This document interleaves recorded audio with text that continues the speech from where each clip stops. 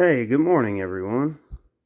I'm back after a long break for the holidays there. I hope everybody had a good holiday season. And my apologies, I just got wrapped up in tons of stuff. But we're making a little comeback here. I may not be able to post as often as I like from now through the next couple months. I just got a lot of stuff going on, trying to get some businesses up and running, get some stuff done around the house. And over the holidays, it's been a little bit difficult because I've got my kids all the time and whatnot. And it's just, hey, I can only do what I can do. But I'm sure most of you guys understand that. Life's a track meet, not a marathon. I think that was said by a famous rapper at one point. So you guys can fill in the blanks if you know the end of that. But anyway, let's get going on this. Right now we're on chapter 13, lecture 13 of Rosicrucian Wisdom, The Future of Humanity by Rudolf Steiner. Our task today is to mention a few aspects of the progress of human evolution in the future and of what is called initiation. It is by means of initiation that present-day human beings can pass in advance through stages of life which are otherwise only to be passed through by humanity in the future. With regard to the first question, you may think it audacious to try and speak about the future, or even that it is possible to find out anything about the future of the human being. Nevertheless, if you consider the matter a little, you will find the idea of knowing something about the future not so unfounded after all. You need only compare this with what the ordinary researcher, the scientist, for example, can know with regard to future events. He can tell you definitely that if he mixes oxygen, hydrogen, and sulfur under certain conditions, sulfuric acid always results. You can say exactly what will happen when you intercept rays by a mirror. In fact, with regard to external life, you can go even further, for you can predict eclipses of the sun and moon over indefinitely long periods of time. How is it possible to do this? It can be done because, and in so far as you know the laws of physical life. Let me say that again. How is it possible to do this? It can be done because, and in so far as you know the laws of physical life. So if someone knows the spiritual laws of life, from these laws he can likewise say what must come about in the future. Here, however, a question generally arises which weighs heavily on people's minds. It is so easy to imagine that it would be a contradiction of freedom, of people's own voluntary acts, if it could be known in advance what will happen. This is an incorrect idea. When you combine sulfur, hydrogen, and oxygen under certain conditions, sulfuric acid arises. That is determined by the laws of combination. Whether you do it, however, depends on your will, and so it is also in the spiritual course of human evolution. What will happen will be done by human beings in entire freedom of will, and the higher an individual develops, the freer he will be. You must not think that it is already decided what an individual will do in the future merely because one can see it in advance. Most people, however, have no correct understanding of this problem, and in fact it represents a very great difficulties. Since ancient times, philosophers have tormented themselves with the question of human freedom and the law of predestined phenomena. Practically all that has been written in this field is extremely unsatisfactory, for as a rule people cannot distinguish between foreseeing and being preordained. Seeing in advance is in fact no different from looking out to some distant spot. If you look to a point some way off, let us say the corner of the street over there, and you see a person giving a penny to someone, have you brought about this action? Has it been caused through the fact that you see it? No. You only see that he does it, and that exercises no pressure on his act. In a certain respect, the situation is the same in the case of time, only people cannot grasp it. Let us suppose you are reincarnated in a couple thousand years, and you then do something of your own free will. What is this? That is the same as the example of the gift of the penny. Under certain circumstances, the seer sees what is done in the future, yet this future act is just as little determined by the present point in time as the gift of the penny by the point in space. People often say, if one sees that something will happen, it must be predetermined. But then one is confounding the present with the future. In fact, it would be no prevision into the future if it were already predestined. You are not seeing something that is already there, but something that will come. You must accurately grasp the concept of seeing into the future. You must exercise and practice this in patient meditation. Only then does one find it possible to understand these things correctly. Let me pause right here. I was thinking about this the other day. Seeing into the future really is just a matter of physics. If you know that this action will result in that action, which will then result in this and result in this, you can extrapolate just about anything out into the future and have a pretty good idea of what's going to go on. It's kind of difficult to narrow it down to the exact thing, but you can usually narrow it down into about 3 possibilities, and you're almost guaranteed to get one of those possibilities. I mean, this is the concept behind wargaming. This is why humanity is so behind the 8 ball when it comes to what our government is doing. Not just our government, obviously. Our government, the governments of other countries, and then, of course, the world government being imposed on us right now. But, see, this goes back to the concept of the difference between how Steiner breaks down what Prometheus is and what Epimetheus is. Prometheus in mythology is that concept of the one who looks forward, the one with forward thinking, the one with forward sight, the one who plans ahead, the one who's not taken off guard. And an Epimetheus is one who just allows life to happen to himself and is always reactionary. That's humanity. So humanity is like the Epimetheus, the government is like the Prometheus. That's just one example. Of course, there's individuals who are Prometheus, and then there's individuals who are Epimetheus, who encapsulate these categorizations, these principles. But if you are a Prometheus, or there's many ways to say this, right? The Prometheus is the plus sign, the positive, the effector in life. The Epimetheus is the negative, the minus sign. We can say this in so many ways. Spirit and matter, day and night, blah, blah, blah, water and ice.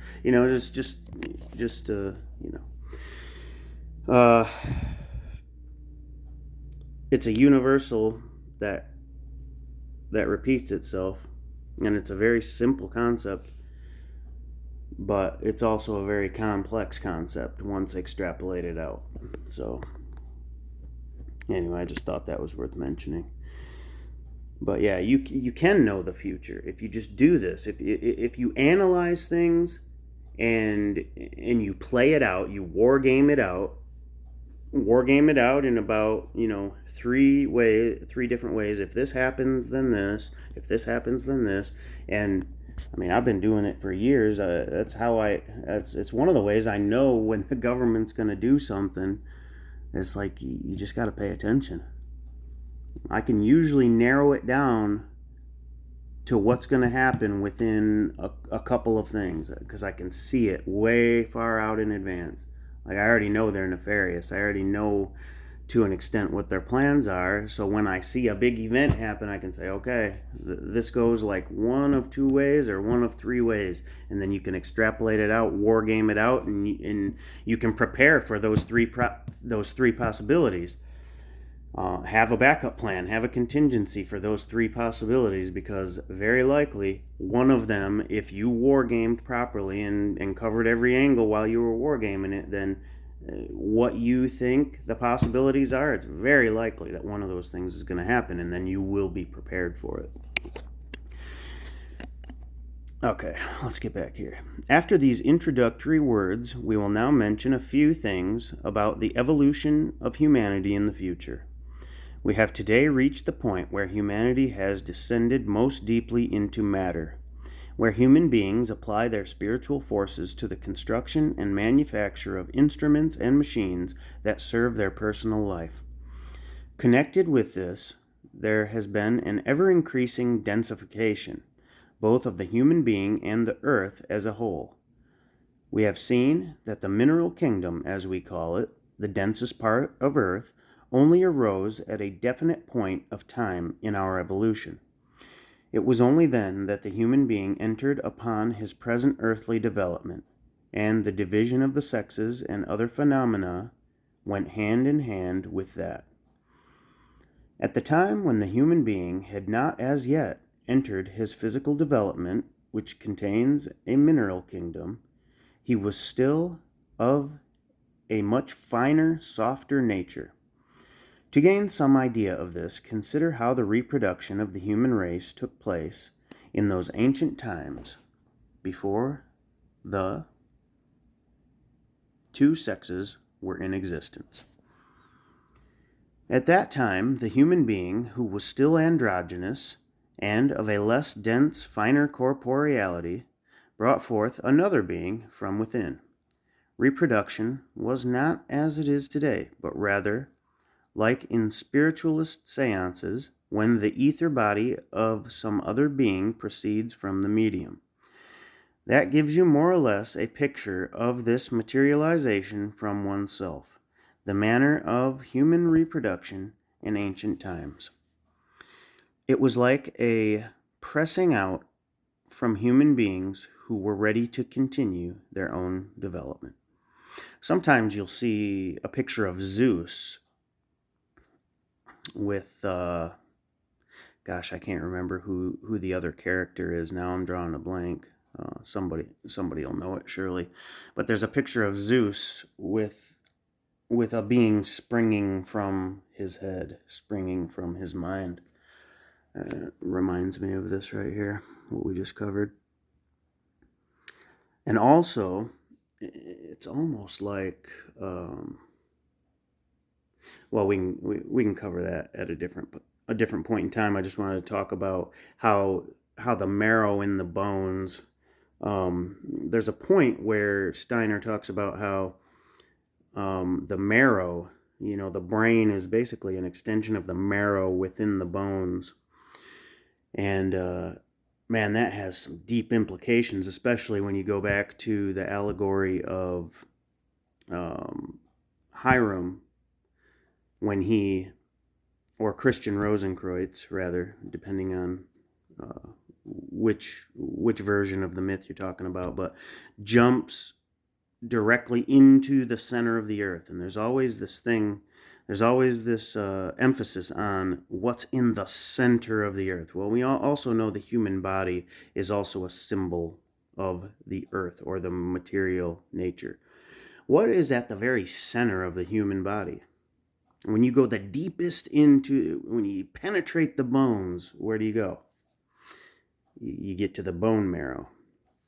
There's a deep mystery regarding the bone marrow. And there's all the people who are in Freemasonry will also know this to an even greater extent, because there's something that alludes to the bone marrow in one of the rituals. I can't really talk about that right now, but if you went through it, then you know it. So keep that in mind. There's a deep mystery, plays a big role. The bone marrow in the human being plays a huge role. Okay, let's continue here. I'm going to just read this again here. See where I left off here. I'm sorry about that. That gives you more or less a picture of this materialization from oneself, the manner of human reproduction in ancient times. It was like a pressing out from human beings who were ready to continue their own development. Almost like a snake shedding its tail, in a sense. Thus you see that a descent into the world of matter is connected with the densification of the human being in the cosmos. There is also another force connected with it, which could never have developed without it. Egoism. Egoism has a good and a bad side. It is the foundation of human independence and freedom, but in its reverse aspect, the foundation, too, of all that is bad and evil. But human beings had to go through this force of egoism if they were to learn to do good out of their own free will. Through the forces that had guided them previously, they would always have been impelled to do good, however, they needed the possibility of going their own way. I'll read that again. Through the forces that had guided them previously, they would always have been impelled to do good. However, they needed the possibility of going their own way. That's that dichotomy of the Jehovan stream and the Luciferic stream, right? The Jehovan stream, that's the collectivist stream. That's you just stay ignorant and we'll coddle you and you'll just get to where you're going and all will be good. And then the Luciferic stream is the individual, the I am, which says, no, I can think for myself, right? This whole process is a process of us getting to know ourselves. And when we incarnate, we gain this individuality eventually, which gives us the opportunity to use that intellect in a bad way. We can use it however we want. We can use it for evil purposes.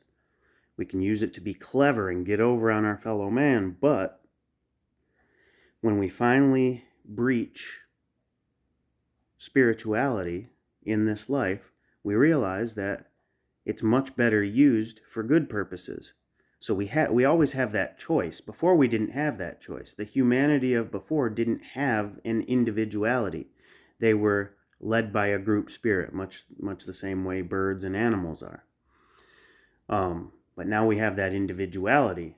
The whole goal here is to have the individuality, but then choose to act collectively for the betterment of humanity while still maintaining that individuality, right? So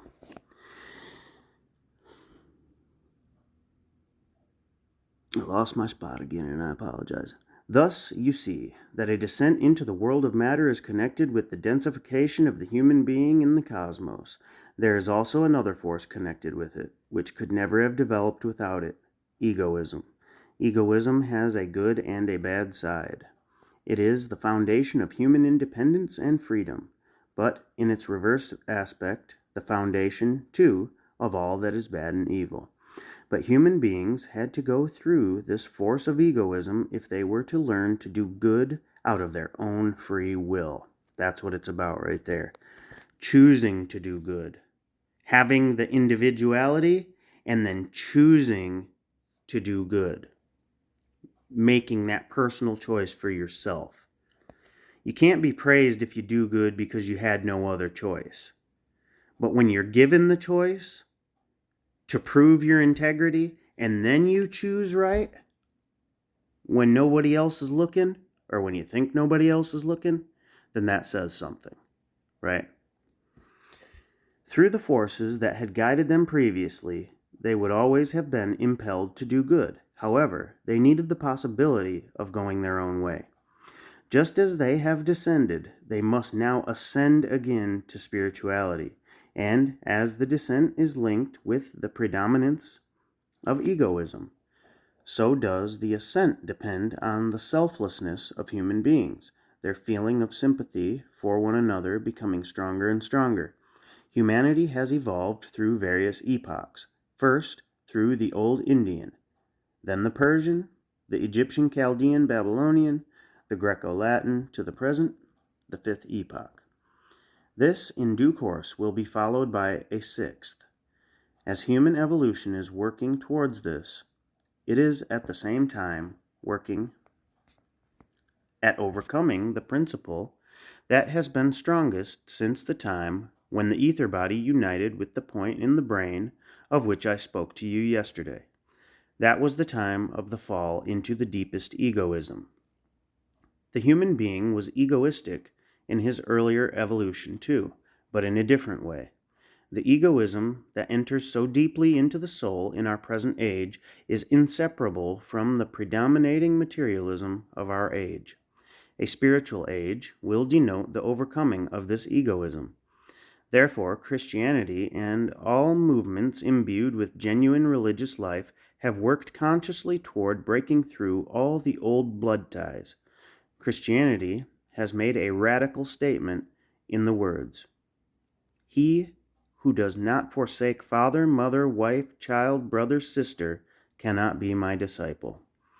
This indicates nothing less than that in place of the ancient blood ties, there must enter the spiritual bond between soul and soul, between one human individual and another.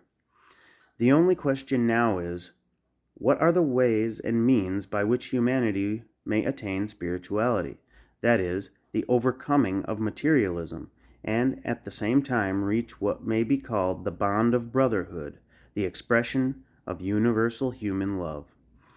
One might imagine that universal human love need only be stressed strongly enough, and that then it must come about, or that one should found fraternities which aim at the goal of a universal human love.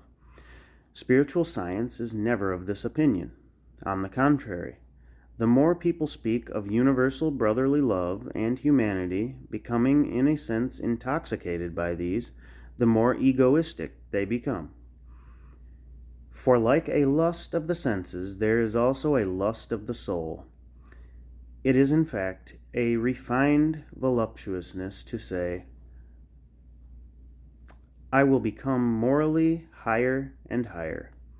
Although this thought does not lead to ordinary, conventional egoism, it does lead to a subtle form of egoism arising from such voluptuousness. It is not by emphasizing love or sympathy that these are generated in the course of human evolution. Humanity is much more likely to be led to that bond of brotherhood by something else, namely by spiritual knowledge itself. There is no other means of bringing about a universal human brotherhood than the spreading of esoteric knowledge through the world. One may talk forever of love and the brotherhood of mankind. One may found thousands of fraternities. They will not lead to the desired goal, however well-intentioned they may be. The point is to use the right means, to know how to found this bond of brotherhood and sisterhood. Only those lives who are grounded in universal esoteric truth, valid for all human beings, find themselves together in the one truth. As the sun unites the plants which strive towards it, while yet remaining individually separate, so must the truth to which all are striving be a uniform one. Then all human beings will come together, but they must work energetically towards truth, for only then can they live together in harmony. You might object that surely all are striving towards the truth, but that there are different standpoints, and therefore strife and dissensions arise. This denotes an insufficiently thorough knowledge of truth. One must not plead that there may be different standpoints, one must first experience that truth is single and indivisible. It does not depend on popular vote. It is true in itself. Or, would you put it to the vote as to whether the three angles of a triangle add up to 180 degrees? Whether millions of people agree about this, or not a single one, when you have recognized it, it is true for you. There is no democracy about truth. Those who are not yet in harmony have not penetrated far enough into the truth, and this is the origin of all dispute over truth. You might say, yes, but one person asserts this and another that in esoteric matters. In genuine esotericism, that is not so. It is the same in esoteric things as in materialistic things. There, too, someone asserts this and another that, but then one of them is wrong. It is the same with genuine esotericism, but people often have a bad habit of judging esoteric matters before they have understood them. This is super important.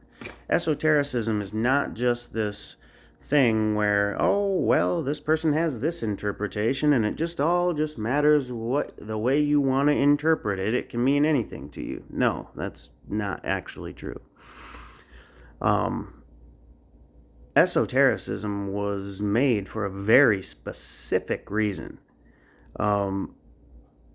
If what I just mentioned was the case, that it can just mean whatever it wants to mean for you, and then that's right, well, then there would not be a definite system of metaphysics that esotericism teaches. There would just be a hodgepodge of all these little platitudinous ideas, and everyone would just be like, well, this is my truth. Well, this is my truth. Kind of like we have going today, actually. But the truth in esoteric matter, I mean, look, there is objective reality. Esotericism is explaining an objective reality. Just as objective as 1 + 1 = 2. These things are, yes, some of them are up for interpretation, many of them, but people get confused by what that means. This is a complex system of analogies, which then unfolds a system of metaphysics. And if your analogies aren't correct, then you're not going to get the system of metaphysics correct. There is a definite objective reality to the way that everything works. It's important to keep that in mind. The aim of the sixth epoch of humanity will be to popularize esoteric truth in the widest circles. That is the mission of that epoch. A society which is united in spirit has the task of carrying this esoteric truth everywhere, right into life, and applying it practically. This is precisely what is lacking in our age. Only look how our epoch is searching and how no one can find the right solution. There are innumerable problems: the education problem, women's suffrage, medicine, the social problem, the food problem. People chip away at these problems. Endless articles are written, and each talks from his or her own standpoint, without being willing to study the esoteric truth that lies at the center. It is not a matter of having some abstract knowledge of the truths of spiritual science, but of applying them directly to life, of studying the social problem, the education problem, in fact, the whole range of human life from the standpoint of real esoteric wisdom. But then, it might be urged, one would have to know the highest wisdom. This arises from the mistake of thinking one must always understand what one makes use of in life. But that is not necessary. Understanding of the highest principles often comes much later than their application. If humanity had wished to wait in the matter of digestion until the laws of digestion were understood, then the evolution of humanity would not have been possible. So too, one does not need to be aware of all spiritual laws in order to let spiritual science flow into everyday life. It is not a matter of saying spiritual science is spiritual science, but of taking spiritual science seriously in everyday life. That is precisely the way in which the Rosicrucian method deals with the spiritual. Fewer abstractions, but instead the study of the problems of everyday life. Do you think that the child knows all the grammatical rules of speech once it has learned to speak? First it learns to speak, and then it learns grammar. So, we must stress the value of using spiritual teachings to broach what lies directly around us, before occupying ourselves with what is to be found in the highest worlds, with information concerning the astral plane and Devachan. This is the only way to understand what exists in our surroundings, and where we ourselves must play our part. We shall find that it is our task to bind together, through the unifying bonds of spiritual wisdom, those portions of humanity which have been extricated from the old bonds of blood and race. Then, inasmuch as we evolve from the fifth into the sixth, and then into the seventh epoch, the ancient connections of race and blood will be increasingly lost. Humanity will become freer of physical ties in order to form groups from the aspect of the spirit. It was a bad habit in theosophy to speak of races as if they would always remain. The concept of race will lose its meaning in the near future, which means over the next few thousand years. To state incessantly that 7 and again 7 races have always evolved in the world is the speculative extension of an idea that only holds good for our age, looking backwards and forwards. It has never been said from clairvoyant vision, from esoteric wisdom. Races have arisen and everything else arises, and as everything dies out again, so will races die out too. Those who have always spoken of races will have to accustom themselves to making their ideas more fluid. Not to do so is merely lazy. If you only look a little way into the future, you find that ideas applied to the past and present are already no longer valid. It is most important that people should not consider that something they have once brought into a beautiful concept is a truth for all time. People must get into the habit of making ideas fluid, of recognizing that ideas change. That will be an advance. The ability of passing over from rigidly dogmatic ideas to fluid and flexible ones must be cultivated in those who would be the bearers of the future. For just as times change, so must our ideas change too, if we would understand the times. The soul now lives in a human body, which you perceive distinctly with your senses. By what means has it arisen? It was very different in earlier times, when the soul descended. In fact, for our present material outlook, the difference is even comical. The soul took up its abode in the body. But what means has the body evolved to its present form? By means of the soul itself working in the body during all its incarnations. You can form an idea of how the soul has worked on the body if you consider what possibility has remained to us today in this materialistic age for working on our body. We can now work relatively little on our dense... Let's see here if we can flip the page.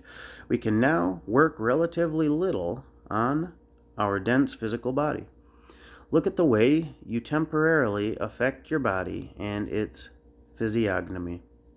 For instance, something gives you a fright or makes you anxious. The impression of anxiety or fear makes you turn pale. Your physical appearance is also affected by the blush of shame or embarrassment. It passes away again, but you see how it is caused. Something acts on the soul, and the effects extend to the blood, and thence to the physical body, changing its very appearance. The effect can be still more intensive. You know that people who lead a life of thought have it very much in their power to create an impression on their countenance of their intellectual work. You can observe whether or not someone has lived a life of mental activity. So people do still work on their external expression, and someone with noble feelings displays them in dignified movements. These are only slight remnants of how human beings have worked on themselves over thousands of years. Whereas nowadays you can only bring blood into your cheeks and drive it away again, in earlier times human beings were entirely under the influence of a picture world, which was the expression of a world of spirit. The effect of this influence was that the human being could work much more creatively on his body, and the body was also more soft and yielding. There was a time when you could not merely stretch out your hand, when you could not only point with your finger, but when you could send your will into your hand and so form it that you could thrust out fingers as extensions. There was a time when feet were not yet permanent, but could be pushed out as an extension when the human being needed them. Thus, through the pictures which he received from the surrounding world, the human being shaped his own body. Today, in our material age, this molding is unimaginably slow, but a time will come again when it will proceed more rapidly. In the future, human beings will again acquire more influence over their physical bodies. We shall see, when we consider initiation, by what means they will gain this influence. Although they may not reach it in one lifetime, yet they will be able to do much for the next incarnation.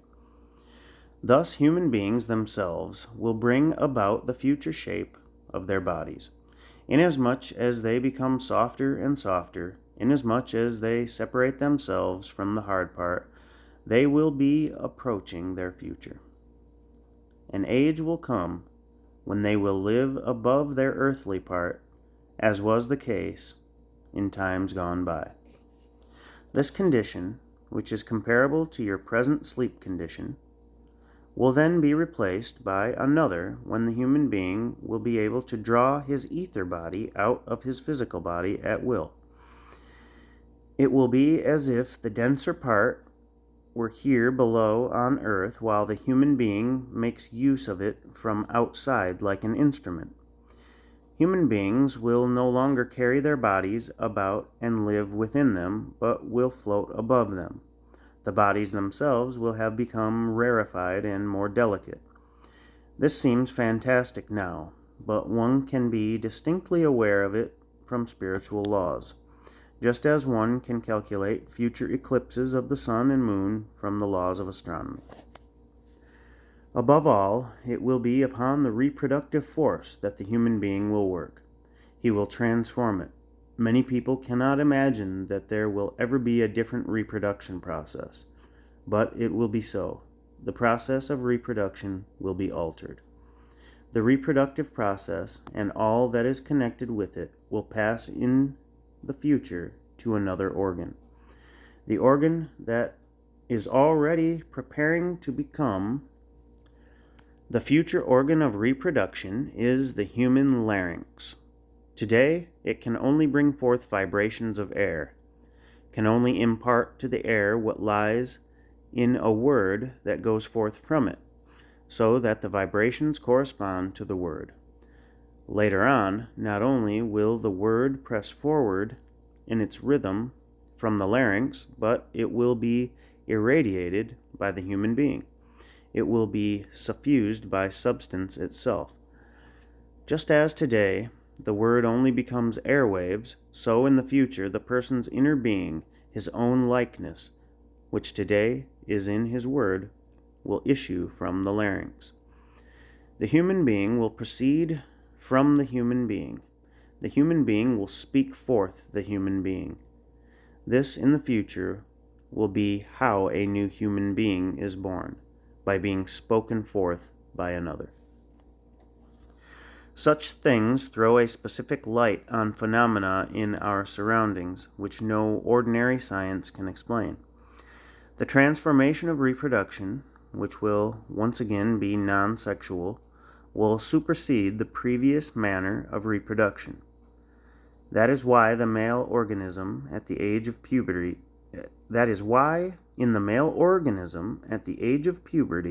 a change also takes place in the larynx, making the voice deeper. This is a direct indication of how these two things are interconnected. Thus, spiritual wisdom throws light again and again on facts of life and illumines phenomena for which materialistic science can give you no explanation. Just as the larynx will be transformed, so too will the human heart.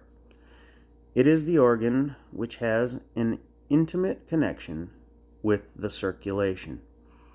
Science believes that the heart is a kind of pump. This is a grotesquely fantastic idea. Esoteric wisdom has never made statements as fantastic as those of modern materialism. It is the feelings of the soul which give rise to the movement of the blood. The soul drives the blood, and the heart moves because it in turn is driven by the blood. The truth is thus the exact opposite of what materialistic science states. Today, however, we cannot guide our heart at will. When we feel anxious, it beats faster, since the feeling acts on the blood, and this quickens the motion of the heart. But what is suffered involuntarily by people today will later on, at a higher stage of evolution, be in their own power. Later on, they will drive their blood by their own volition, and cause the movement of their heart as today they move the muscles of their hands. The heart, with its peculiar structure, is a crux, a riddle for modern science. It has striated muscle fibers, which are otherwise only to be found in voluntary muscles. Involuntary muscles. Not involuntary muscles, but inside voluntary muscles. Just so we're clear. Why?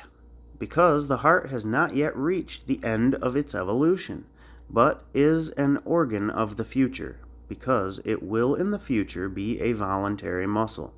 Thus, it already shows the rudiments of this in its structure.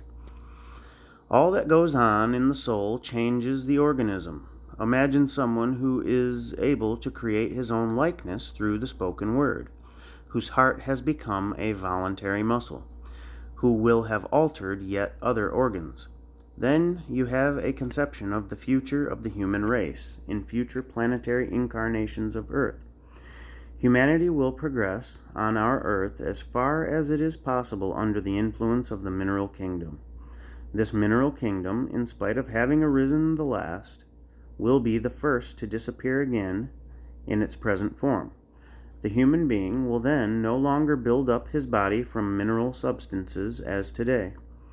The coming human body will only incorporate into itself substances of a plant nature. All that works in the human being today as mineral will disappear.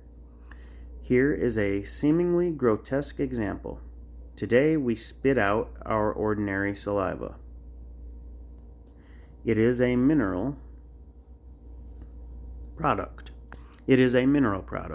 For the physical body is an interaction of mineral processes. When human beings have ended their mineral evolution, they will no longer have mineral spittle. It will be of a plant nature.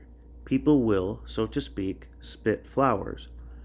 Glands will no longer secrete what is mineral, but only a vegetable substance. The mineral kingdom will be brought to an end by the evolutionary return of humanity to vegetable plant existence. Thus, the human being will pass on to Jupiter by expelling all that is mineral and progressing to the creativeness of the plant. Later still, he will pass over to animal creativeness, animals which will be different from those of today, when his heart will have progressed so far that it can appear as a creator. Then the human being will create in the animal world as today he creates in the mineral kingdom. This is when the Venus incarnation will arise. When the human being can create his kind by virtue of uttering his own likeness, then will the meaning of evolution be complete. Then will the words be fulfilled. Let us make man in our own image after our likeness. Only by observing this aspect, that the body will be molded by the soul, will the human being really transform the human race.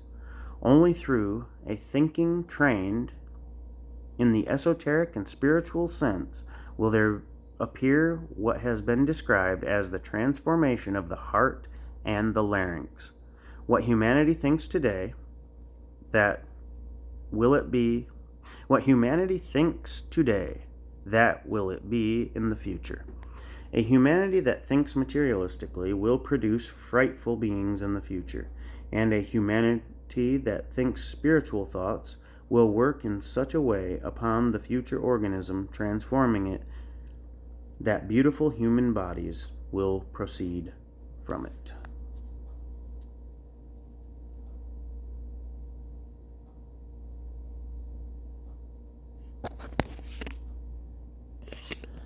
What the materialistic mode of thought brings about has not yet been completed. We have two streams today, a great materialistic one, which fills the earth, and a small spiritual one, which is restricted to only a few human beings. Distinguish between soul evolution and race evolution.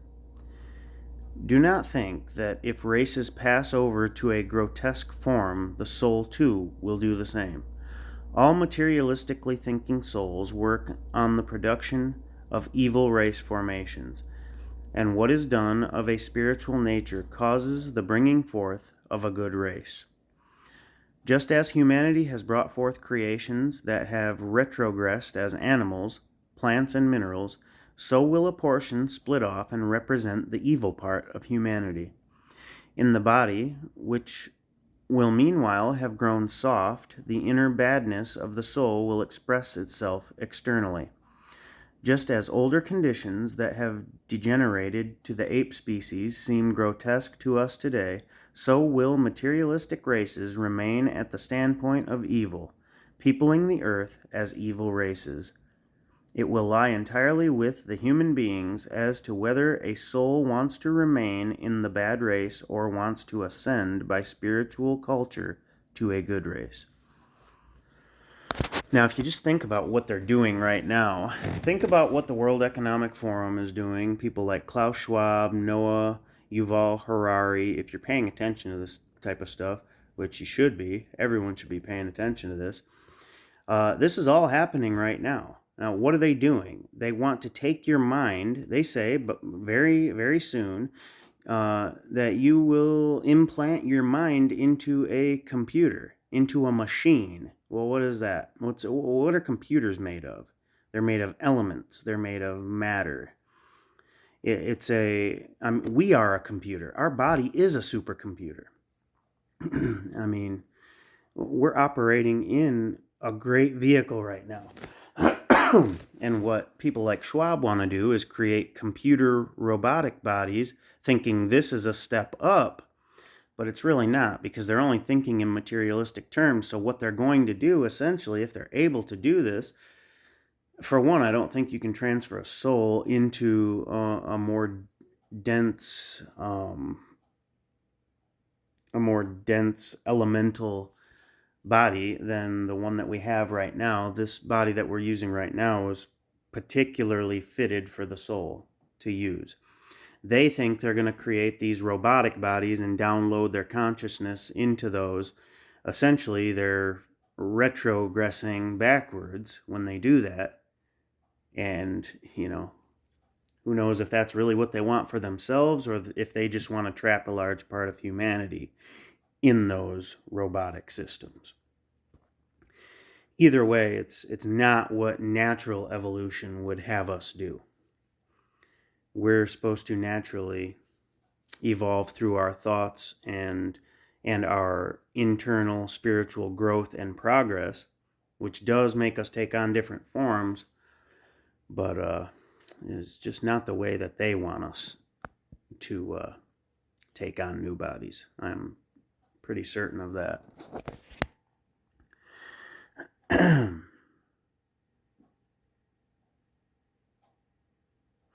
These are the things that we must know if we want to live into the future with real knowledge.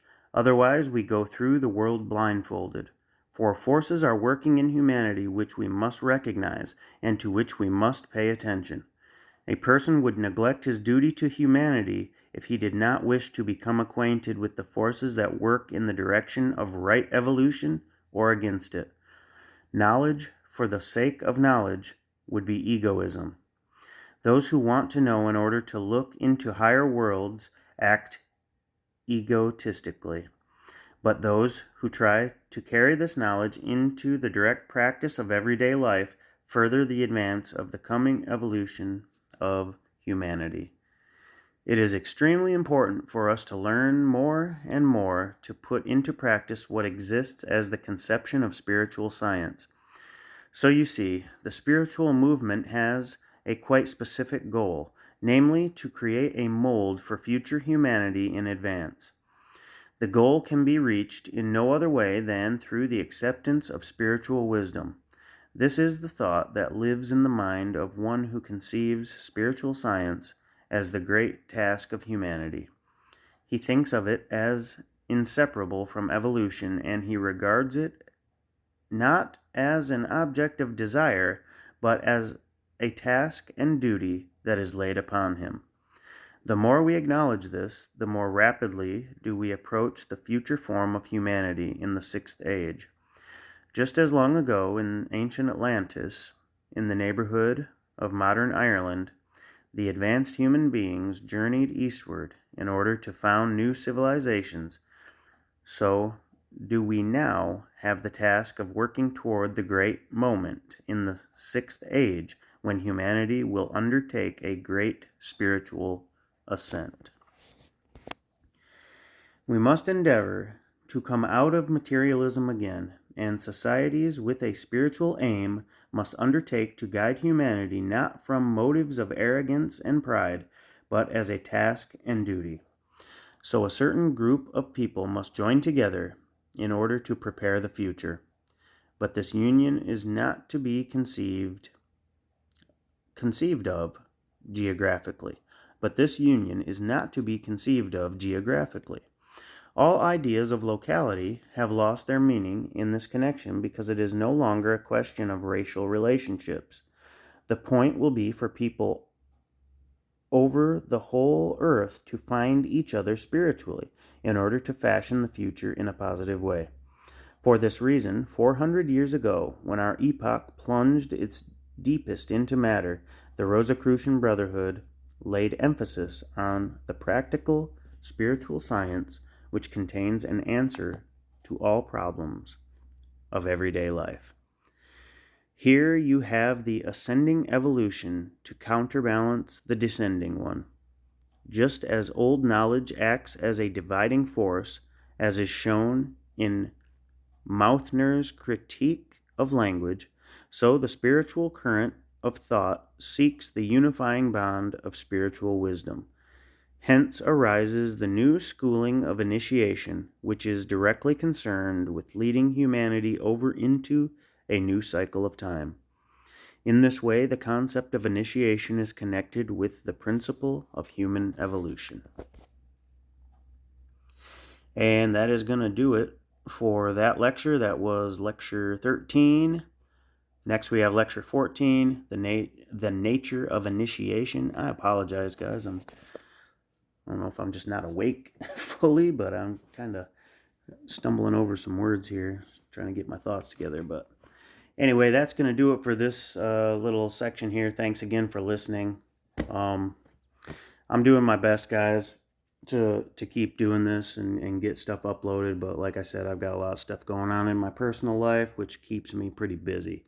But I will keep chugging away on this. And anyway, it doesn't all have to be done at once. This can be a learning and growing experience, and we'll just keep chipping away at it. That's what we'll do. I got so much more stuff to cover, and I do want to start getting into I want to create a section where I'm not reading. I'm just like going through different things, analyzing different subjects, putting forth different ideas that I have through the many years that I've been studying this stuff.